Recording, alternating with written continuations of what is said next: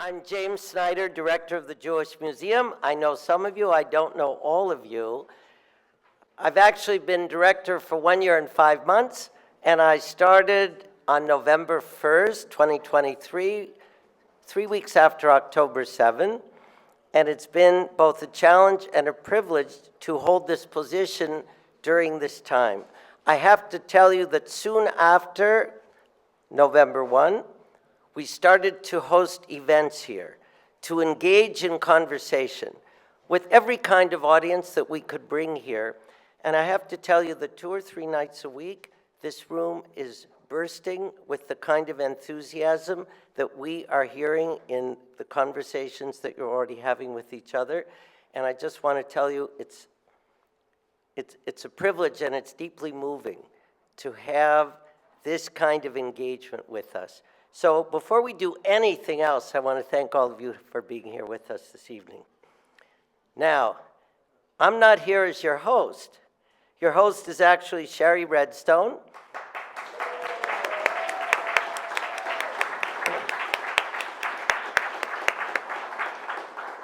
Based on those applause of familiarity, I'm not sure I have to say anything about Shari before I bring her up, but I am going to say a few things. You know, her life, in a way, came out of Paramount Global, where she served as chair for a very long time. But really, what brings her here to us, and when we begin our conversation, I'm going to tell you a story about the opening of the exhibition that we're celebrating tonight. But really, what is important today about Shari is her work in the philanthropic world with the Family Foundation, which is devoted to fighting against anti-Semitism and racism and to promoting the kind of civil discourse and civil behavior and civil leadership that is more important than ever today. We all know we're living in a time of, it's a kind of pandemic of xenophobia and ignorance. And to do what the Redstone Foundation is doing, what we in the museum are doing, what all of us involved in the philanthropic world and across the philanthropic landscape could not be more important than it is now. Shari's engagement across the board in the brief that the foundation has is hugely meaningful. I've had the opportunity to watch the energy that she invests in doing everything that she does, and it's really incredible. She has been recognized in many ways: Time Magazine, Forbes Magazine, Fortune Magazine. The Simon Wiesenthal Center has given her its Humanitarian Award, and this is just the tip of the iceberg. And it is a pleasure and privilege to be her guest this evening. So I'm going to ask her to come up and open the evening for us.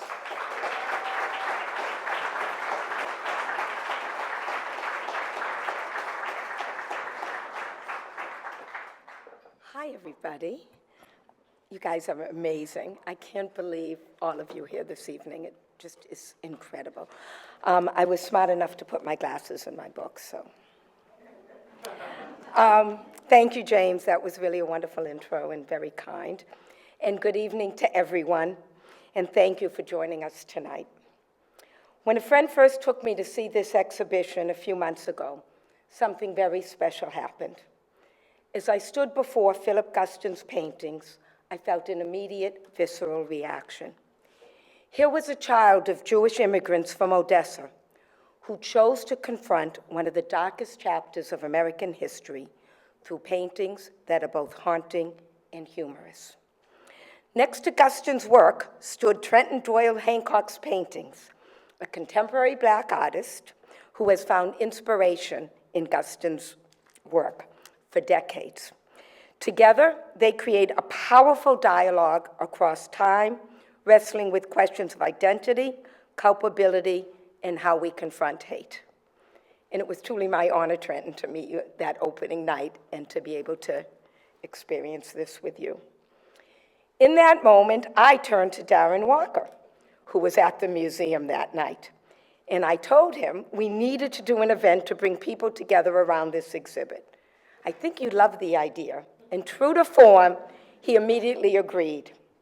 We were fortunate to find a wonderful partner in James, who has supported this event every step of the way. And that is what has brought us together this evening.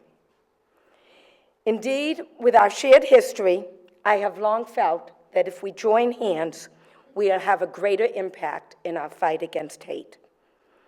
As you know, there has been a proud tradition of the Black and Jewish communities working in support of each other. When Jewish refugees fled persecution and arrived in America after World War II, it was historically Black colleges that opened the doors to Jewish scholars. During the Civil Rights Movement, Rabbi Abraham Joshua Heschel marched alongside Dr. King in Selma. Jewish attorneys made up nearly half of the lawyers who defended civil rights activists in the South. These were not isolated acts of solidarity. Rather, they reflected a profound recognition that our struggle, while distinct, shares common roots. It was this recognition and appreciation of our shared legacies, as well as our mutual commitment to social justice, which led me to focus on bringing the Black and Jewish communities together as one of the founding principles of my foundation. I began with a preschool program in Roxbury, Massachusetts, one of Boston's most diverse communities, and my hope was to teach children to love before they learn to hate. And I'm proud to say that this program has led to profound moments of understanding. I remember so clearly when one little boy who attended the Hanukkah celebration at the preschool approached me months later. He had tears in his eyes, and he looked at me and he said, "I lost my dreidel." When we found a new one for him, his face lit up with relief and joy, and I actually got one of the biggest hugs, no insult to my children, that I ever got. Parents of kids in the program told me their Christmas dinners that year included their children singing "Dreidel, Dreidel, Dreidel" alongside Jingle Bells. I followed this up with a film impact series to raise awareness of the ties between our communities. And in partnership with Van Jones, who is here tonight, we have brought Black and Jewish leaders together for a series of dinner conversations, with our most recent dinner being in Boston just a few weeks ago. My experiences have shown me that our communities share a deep connection. We have both experienced the heavy weight of stereotypes, conspiracies, and hatred aimed at erasing our humanity. And we both understand that silence in the face of hatred is never an option. I've always believed that content can lead to conversations that can lead to change. Whether it's a preschool program, a movie, a dinner, or an art exhibit, content transforms the unknown into the familiar. Guston and Hancock's works create spaces where difficult conversations can happen more easily. It's easy to hate an idea or an abstraction. It's much harder to hate a person sitting across the table from you, sharing a meal, or discussing a painting or film that has inspired you. Tonight shows that understanding doesn't require us to be the same. It requires us to recognize our shared humanity while honoring our differences. Looking at this room, I'm not just struck by who is here, but by why we are here. And I have to say that I'm really blown away by the turnout this evening. I'm so grateful to all of you for being here tonight and recognizing what makes it so important for all of us to be here. Because we know, and history has taught us, that our communities are strongest when we stand together.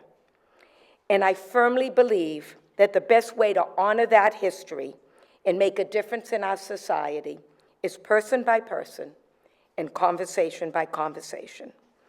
And that is why I was so excited to bring all of us together here tonight. But as special as this evening has been so far, and I'm sure it will continue to be even more special with what's coming next, I hope it's just the beginning. I hope it serves as a spark for the future partnerships between our communities and a shining example of what is possible when we leverage our platforms to make a difference. Never has it been more important for us to come together, to work together, and to create the world we want for ourselves, for our children, and for generations to come. The clock is ticking. Thank you for joining us this evening and sharing in the journey that lies ahead. Please share. Thank you so much.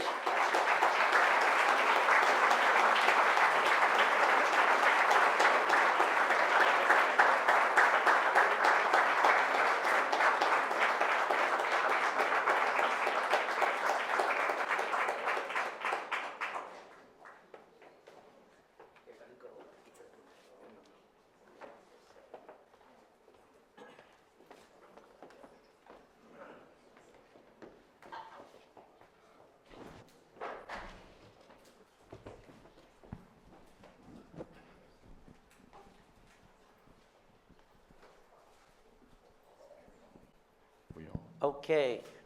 Again, it's great to have all of you here this evening. These kinds of conversations really warm our hearts here and make us feel that, as Shari just described, the point is engagement. The point is to come together and deal with complex issues, but in ways that can take you to a brighter path. And the more we do that in this museum, the more we feel that we are accomplishing what our goal needs to be. So really, it's great to be here with all of you. You know, I want to spend a few minutes more on the opening of the exhibition, which was in November, the night after the presidential election. And we had about 600 guests. Many of them were dressed in dark clothes.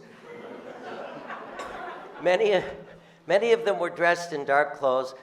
It was not a jovial crowd as it arrived.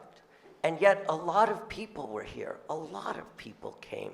And it was really quite thrilling. And Shari came her first time in the museum, I think.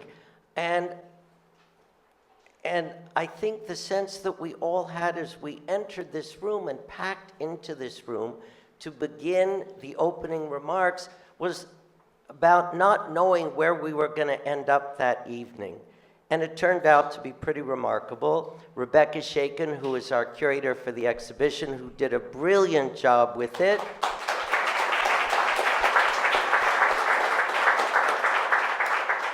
Trenton, Darren, who through the Ford Foundation was an important supporter for the project, Musa Guston Mayer, the daughter of Philip Guston, all spoke, delivering a message that wasn't at all about the uncertainty of the moment. Rather, it was about what we could learn from the visual dialogue that this exhibition was going to be about. You've heard from Shari, but to recap, a Jewish artist 60 years ago in visual conversation with a black artist today, relating to the challenges of racism and concluding with a victorious, vigorous, and amorous embrace after their visual dialogue coming together, having determined how they, between them, would address the subject of racism and anti-Semitism as one aspect of racism. And really the point of the exhibition and the point of the evening, and the comments were made, had to do with how art and culture can be a pathway, and I said it that evening, not just a pathway, but a superhighway, an expressway to a different time ahead. And Shari made a beeline for us as we came down from the end of the remarks. She made a beeline to the front of the room, and with her commitment to fighting anti-Semitism and Jewish racism as a brand, Jewish racism as a brand of racism, against the backdrop of the political climate today, she came forward and said, we really need to bring voices together at an evening toward the very end of the exhibition so that we can think together, talk together, and hear the voices of Trenton and Darren talking about how we can face the future in a brighter way. And again, to do it in the setting of our museum, given our commitment to using our cultural platform to accomplish that same goal, could not mean more for us. You know, our exhibition, it's really Rebecca's prescience. 5 years ago, she started to percolate this idea. We in our museum had bought a work which was an iconic demonstration of Trenton's alter ego, Torpedo Boy, in conversation with Guston's alter ego, the Klansman. And she started to think, how do we bring these two artists together, and how do we make an exhibition where we can see them responding to the social and political turmoils of their time, 60 years apart, Guston in the 60s and Trenton today. And bringing these alter egos together to speak to each other about the struggles of Black and Jewish identity and the struggles of racist and anti-Semitic impulses. And you know, I'm a traditionalist in the museum world, and when Rebecca first came to me with the installation plan for the show, I thought, is this how you do an installation? I've described it, it's like the landscape of a pinball machine. So you enter and you just ricochet throughout the galleries, and the color palette, which I'm sure you have absorbed by now, somehow relates a bit to what Trenton is wearing this evening. And I thought, okay, I can move into this next mode, and I did. And you know, I'm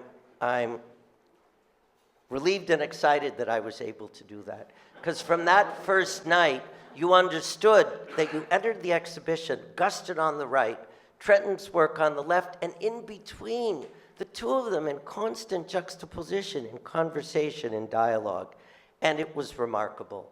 And that night was amazing, and all those guests who came in looking mournful left joyous and hopeful.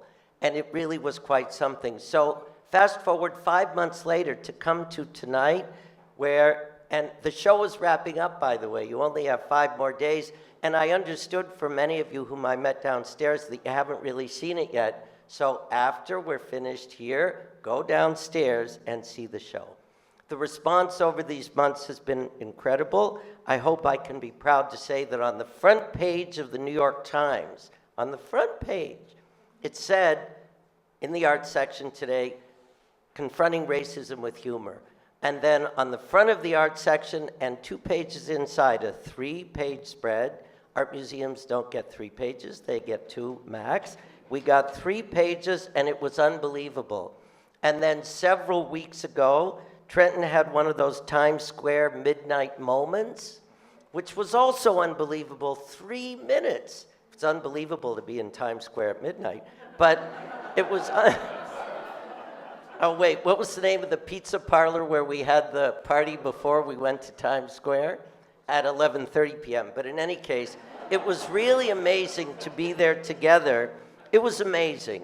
And you know, to be a museum director and to be standing in Times Square having one of our artists broadcast that way was astonishing.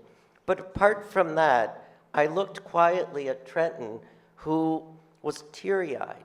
It was very moving for him, and I went over and I said, "You okay?" And he said, "You know, I'm a boy from South Texas, and my parents, the pride of my parents seeing this moment will mean a lot to me."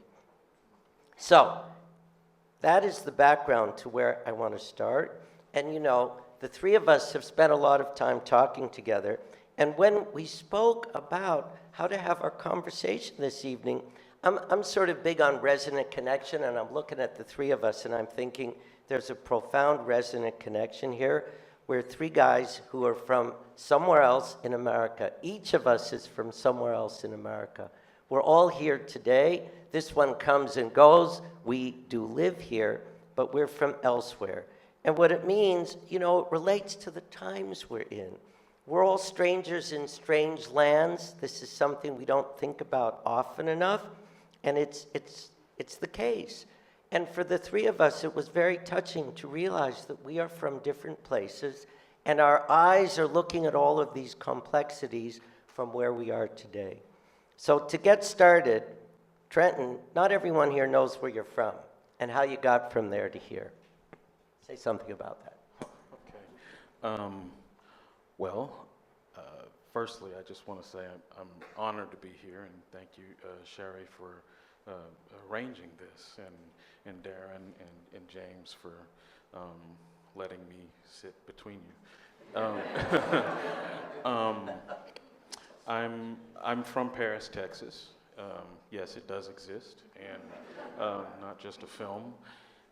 And you know, it's the seat of a lot of different types of activity. It's a football town, as a lot of, Texas and southern towns are.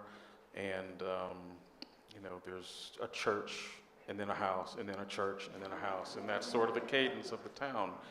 And so, and it's a very mixed community, black and white, fairly equally.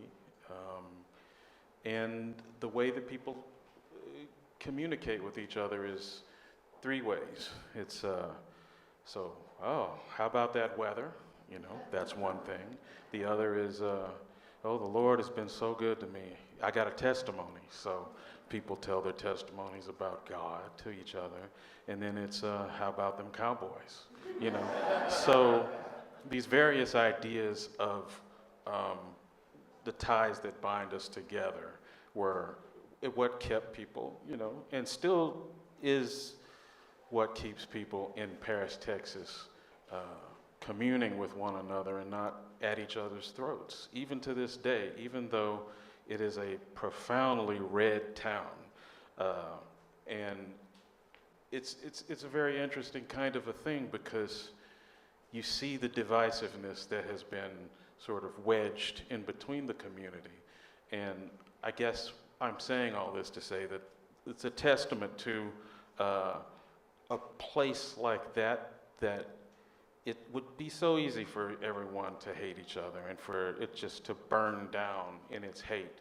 But it doesn't. Like, people still say hello to each other, black and white, at the grocery store, even though they voted differently. And so it's this idea of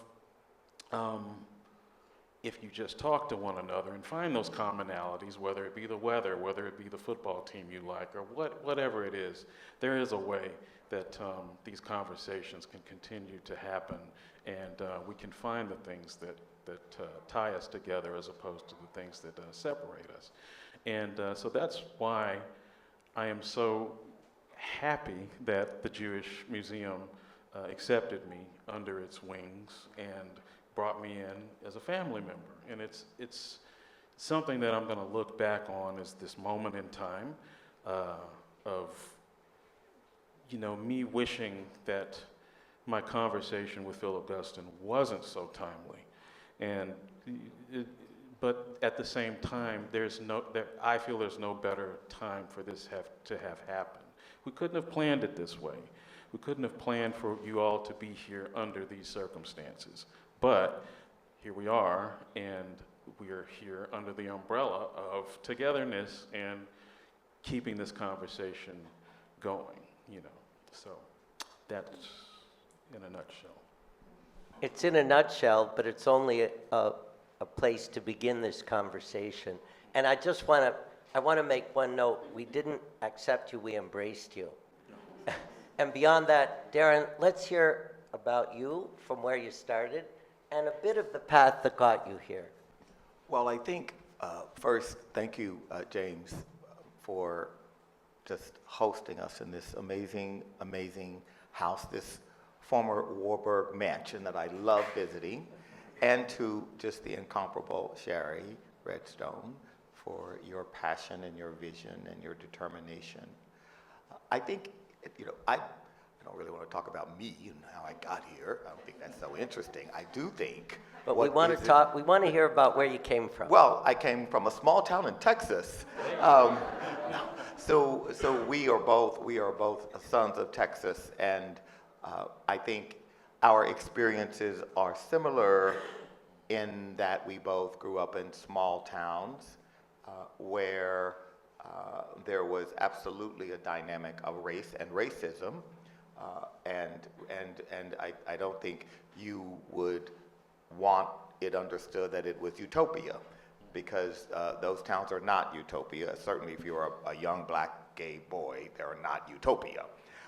But you do gain an understanding, as you say, Trenton, of finding common ground with people. And I think for many of us, certainly those of us who are black or Jewish, who grow up in contexts where we are the other, we gain an ability, a necessity of the bridge building that has to happen to survive, to be able to thrive and succeed, we have to develop that way as young people, whether you are black or Jewish. And I think that sense of being an outsider is another thing that I think has built the sort of shared history that we have. And I think we're here tonight in part because this is what the arts do. This is what the arts are supposed to do. They create the space for dialogue and difficult conversation and make it possible for us to imagine a way forward when so many outside of these walls are seemingly saying we don't see a way forward.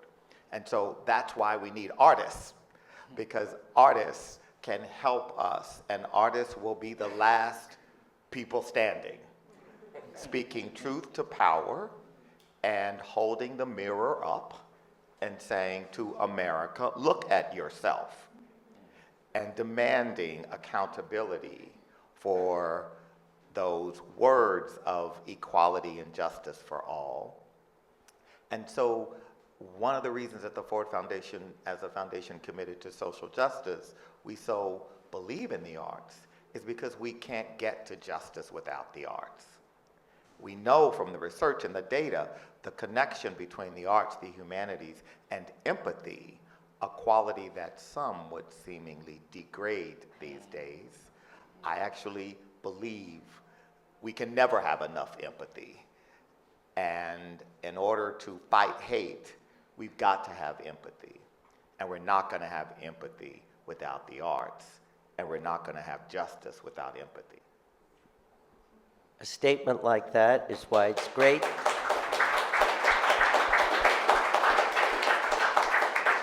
A statement like that is why it's great to get Darren Walker on the stage here, which we like to do from time to time. And again, a privilege to be sitting with the two of you and to hear these voices. There's like a calm in these voices.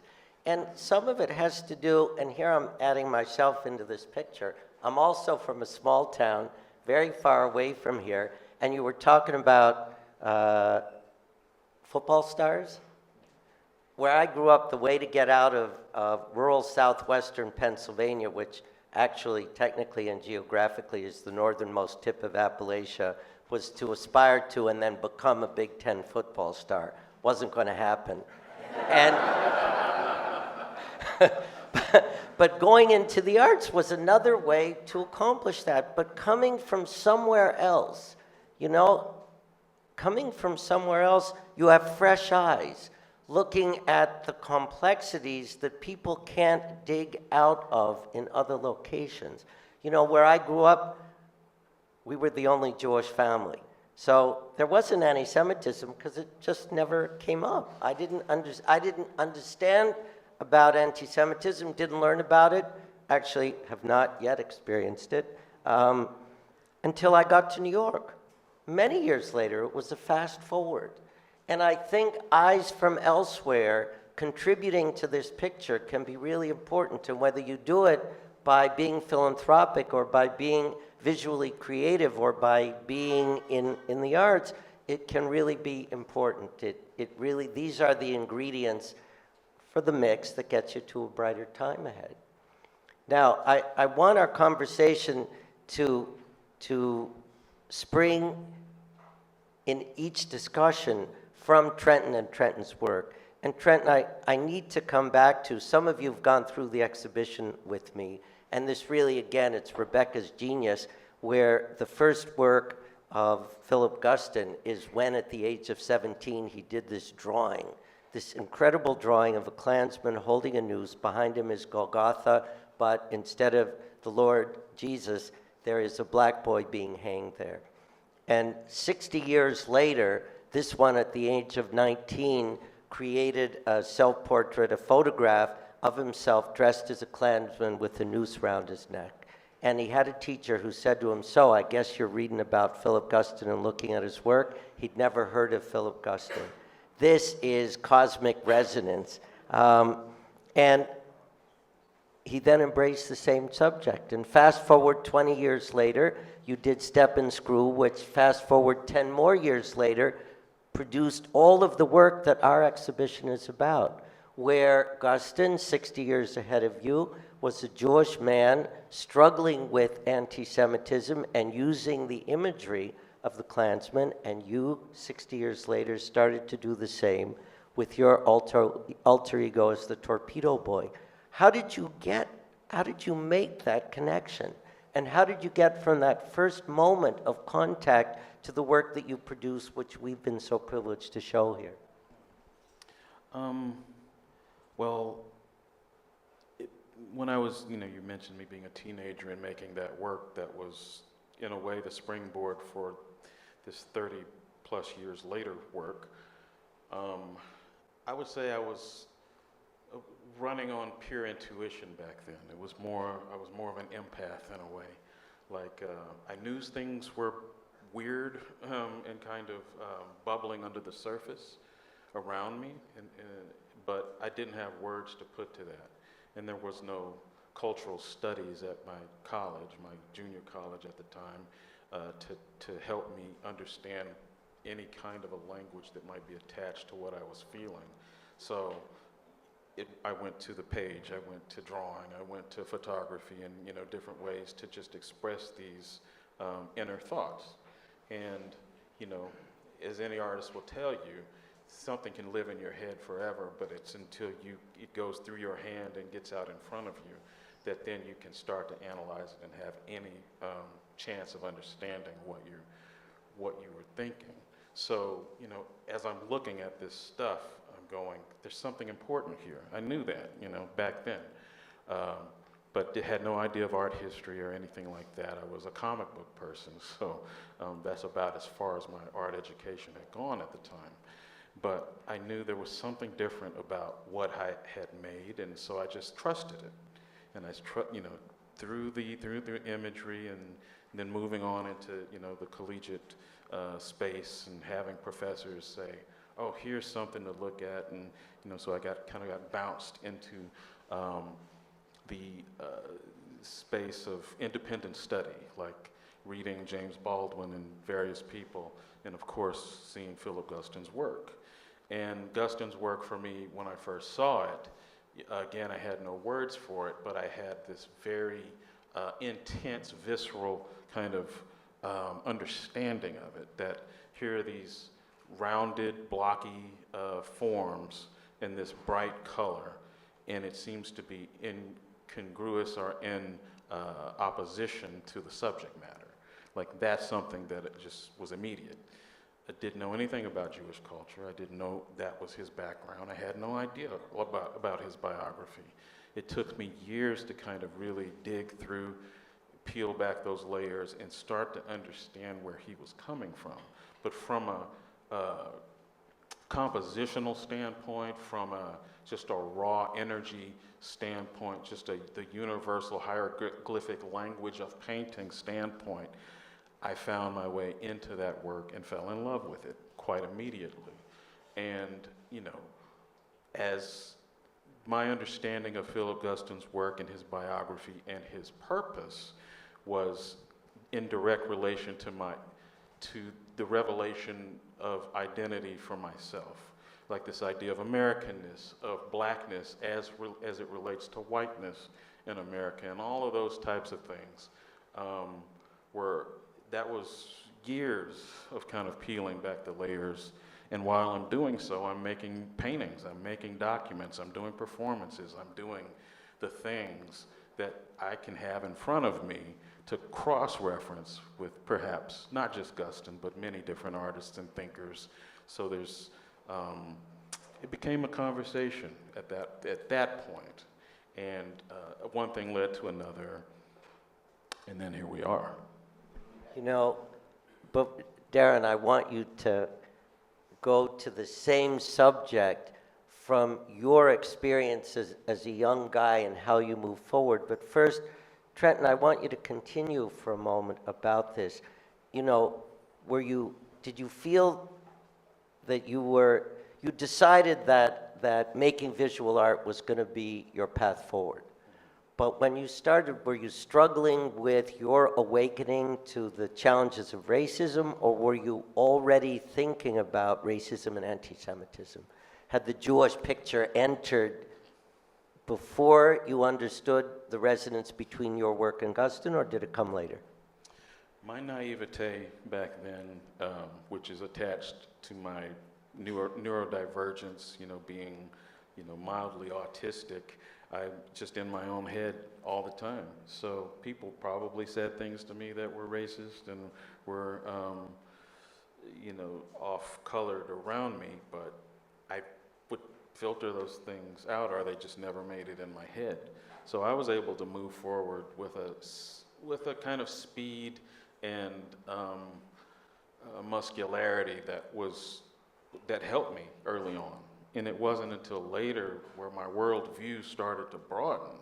Again, coming from Paris, Texas, going to church 3 times a week, and that's my life, right until I'm 18, learn about Carl Jung and Joseph Campbell, and this idea that, the Bible is just one myth out of many myths, and it's one story and selection of parables and out of many, parables, starting with with mankind. It's like how we communicate. And so that was a very liberating thing. It was a tough thing to learn and to accept at first, but then on the other side of that was liberation and great freedom.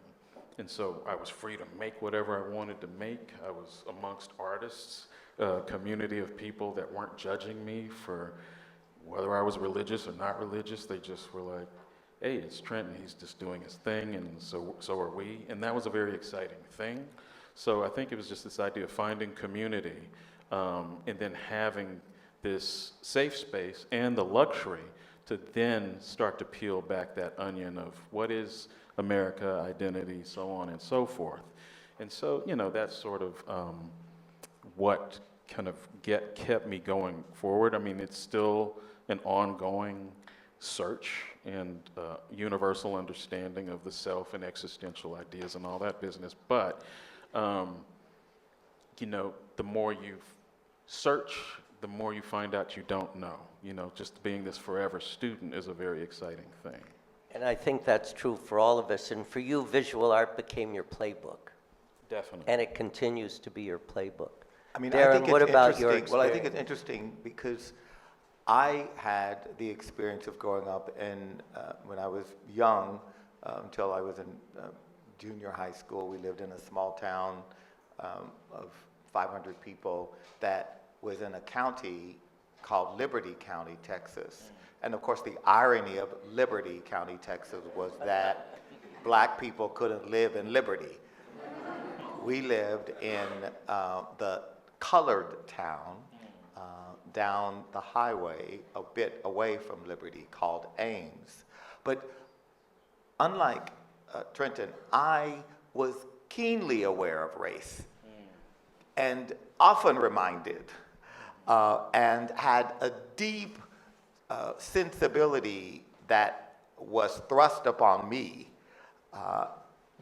and an understanding of a racial hierarchy where whiteness was at the top, and even within our own black community where we who were lighter skinned were more privileged.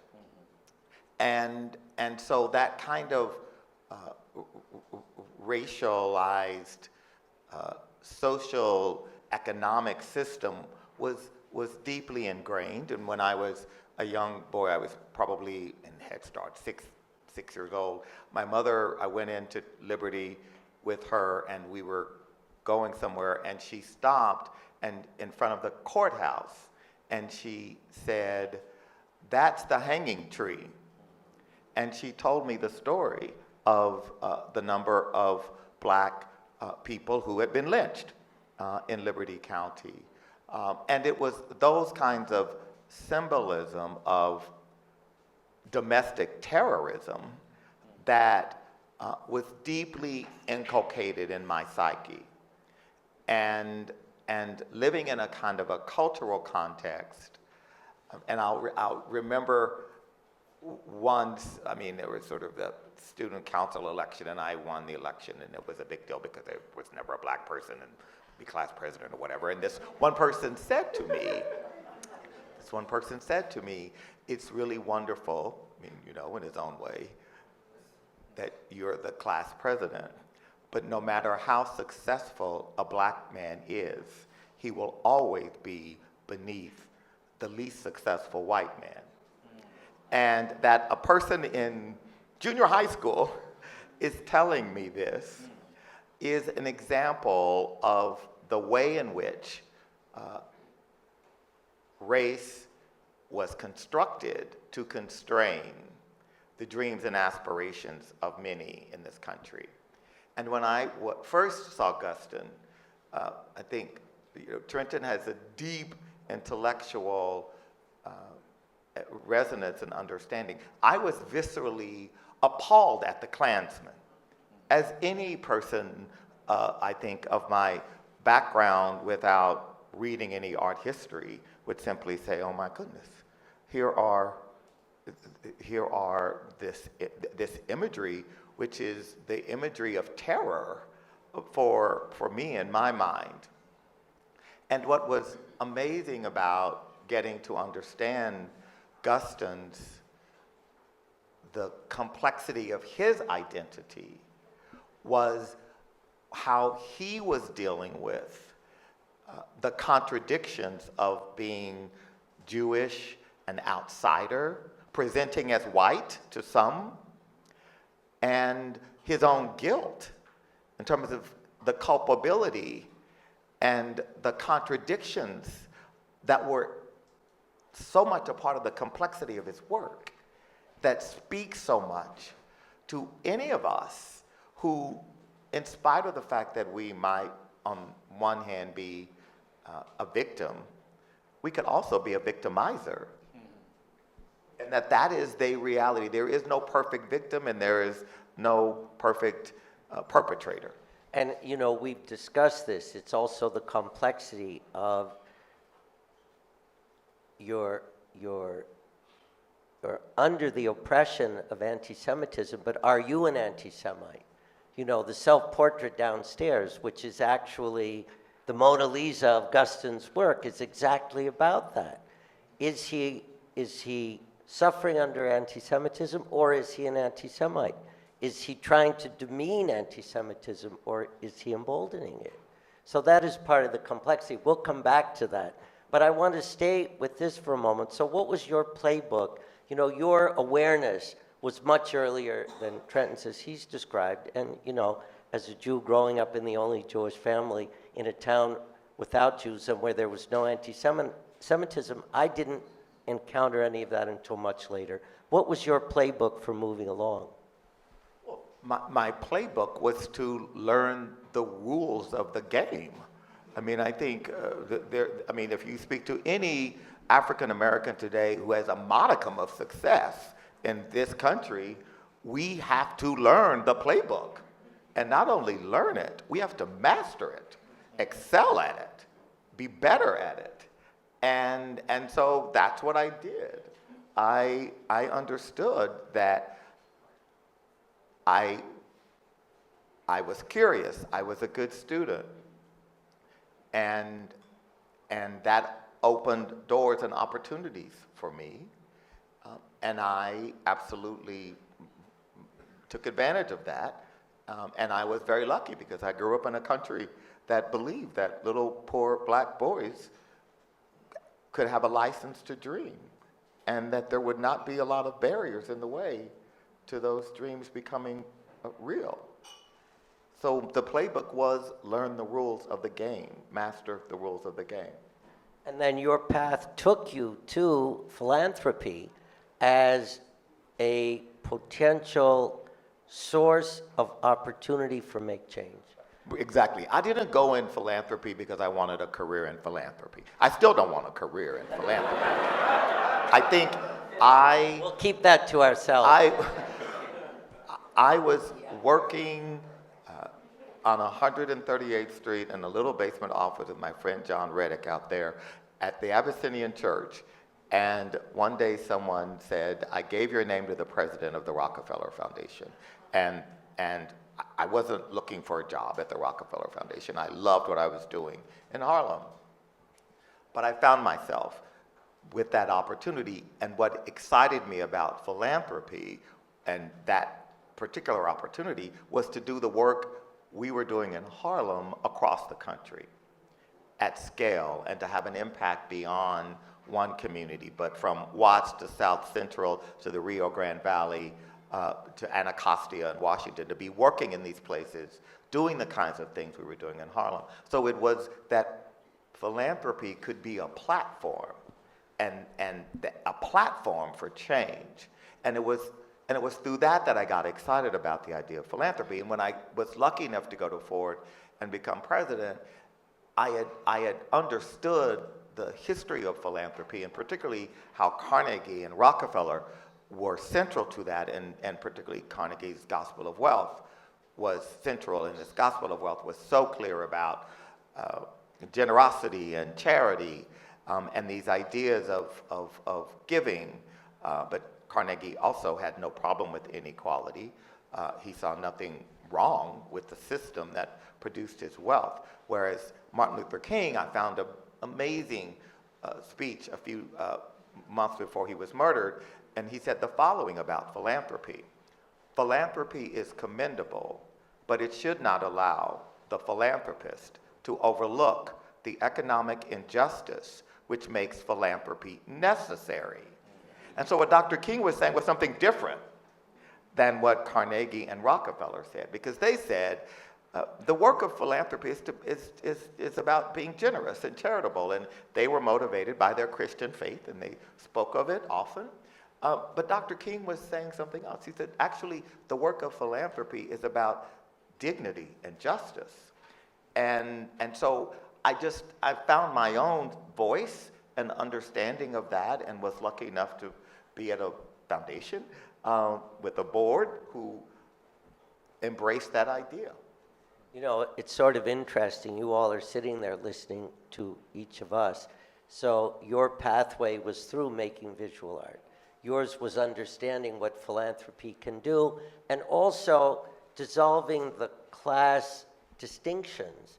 You know, Rockefeller, Mellon, Carnegie were coming from somewhere else and had a different sense of what philanthropy could accomplish, but the point was for it to accomplish. But I should also say, I wrote a piece recently for The Atlantic on my favorite philanthropist who is never, ever talked about, Julius Rosenwald, who was an amazing philanthropist. And in the piece in The Atlantic, I query as to why we don't talk about Rosenwald. I think part of it is because he was Jewish. I think part of it was because he challenged the orthodoxy of Carnegie and Rockefeller, because he actually had a problem with inequality and named it. And he said that the greatest challenge in this country was the treatment of Negroes and blacks, and that had to be addressed, and that through his own philanthropy, which the two pillars of the Rosenwald Fund was Jewish life and promoting and advancing blacks in America. Those are the two pillars of it. Now, I wonder why he's not remembered. And in all of the philanthropy books and all of the seminars on great philanthropists, you don't hear. And because he created the first spend down. He said, actually spend the money. Don't put your name on any buildings. Be modest and humble.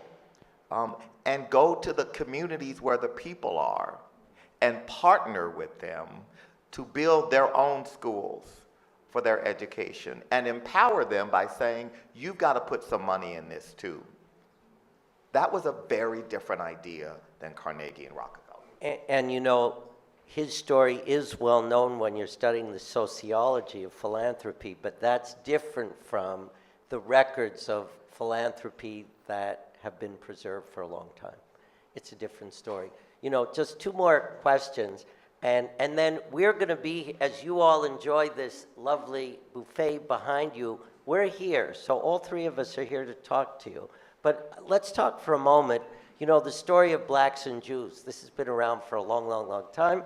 And sometimes they're together and sometimes they're apart. And we're in a very challenging moment at the moment. And, you know, in a way, it's strange. We lucked out. I mean, Rebecca was thinking about this exhibition idea long before the complexities of the last 3, 4, 5 years. And, you know, coming in to see this exhibition, and the reason it's been so successful is that Trenton, as an artist, is in this unbelievably compassionate dialogue between himself and a Jew, a Jewish artist and a black artist, a Jew and a black. And the story resolves. The conclusion of the story is amorous embrace. And that is, it like gives an opportunity for some hope at the moment. I don't know if you want to speak differently to that point, but that's my observation. Well, I'll talk just, it's interesting because I didn't make the work with that in mind to bring, you know, the communities together or with that specific dialogue. But it was like, here's my art grandfather. He's been teaching me things over the course of the past 30 years. How can I concretize this dialogue and this conversation? So with that, I think a lot of things came out in the wash about our shared experiences, you know, Gustin and myself. And yes, thankfully, yeah, Rebecca came along and saw this. You know, she saw the work where it's my character, Torpedo Boy, who in some ways for me is this essay on black excellence, but also the failure of the expectation of black excellence. And then you have him across from Philip Guston's very complicated alter ego, this Klansman. And I had to paint him in such a way that people knew you just don't go to the idea of the terror organization, but you go straight to the filter of Philip Guston in that character. Because I wanted it to be duly this idea of talking about cultural, you know, institutional sort of setups and barriers, but I also wanted it to be an art historical sort of meetup. So all these aspects of my own life come together in this one format. But to speak to this idea of blackness and Jewishness, I was raised on it. I think we all were. If we have to go back to, and I'm going to start naming some names through film, Sidney Lumet, and you know, the first film I ever saw in a theater when I was 4 years old in 1978 was The Wiz. You know, amazing document that just continues to teach, also scare the hell out of me because it was just so surreal and strange. But when you look at it now, you see, you know, the taxi cabs won't pick up the protagonist. There's crows that attack the Michael Jackson Scarecrow character, and it's like these black crows, and that's, you know, the Jim Crow kind of oppression. So there's all this symbolism that's and obviously it was a Broadway play first, and all of it started there, but I saw the iteration that was in the theaters. And Coming to America from John Landis, another amazing film that I would say is one of the next movies that I saw some years later, but helped me understand this stranger in a strange land idea. You have the Prince character who's coming over from Africa to find his queen, and he comes to Queen. So it's all these sort of jokes and inside jokes, but it helped me for the first time as a black kid from the South have this understanding of what does it mean to be African, even though it was a fake version of Africa, as is Wakanda. But, you know, it's like, you know, like what is this vernacular cultural break that had to happen? And of course, you know, it's amazing that it was a Jewish man who was kind of brought into build that world and to make that dialogue public for everyone to see. And then, of course, The Color Purple with Spielberg. You know, to see the relationship through film, through the most widely broadcast way of getting these ideas to people, is this the relationship between the two cultures and the shared understanding of a narrative, of trauma, of comedy and humor to get these things across, and just how to tell a great story. So I think there's a really great story that's continues to be told through the Black and Jewish communities, and I'm happy to be, part of that. And and that is actually what makes the exhibition downstairs so incredibly special, because it's about using creative engagement to make the kinds of points you're making. Darren, just last comment, take this point beyond, art and museums. Take it across the social and cultural landscape that's been your experience. Well, I think for me, because I think the elephant in the room is the state of Black-Jewish relations currently, which is not good. We can't pretend, we're disingenuous and a waste of our time to not acknowledge that reality. And I think we are challenged by our own experience to be able to understand each other. One of the things that I, on my journey of understanding, has experienced, and I experienced many years ago when I was relatively new in New York, almost 40 years ago. I met a woman and her husband, and we became friends. And I remember once being at their amazing apartment, at this great apartment on Fifth Avenue, amazing art, and we were having dinner, and I just referenced, I said, how fortunate you are, you have this amazing life and this amazing apartment, and beautiful art, and what a great life you have. And she said to me something that I found initially off-putting. She said, Darren, we Jews always keep a bag packed. And I said, I'm sorry? And no, I said, I'm sorry. You keep a bag? And she said, my grandparents also had a beautiful house in Berlin. They had beautiful art too. And my grandfather, like my husband, was one of the most successful men in Berlin. And they died at Auschwitz.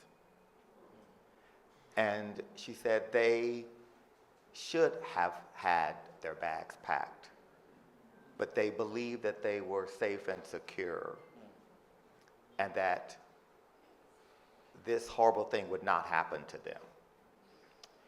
And it was really a profound experience for me, because growing up poor, possessing material wealth meant you were secure.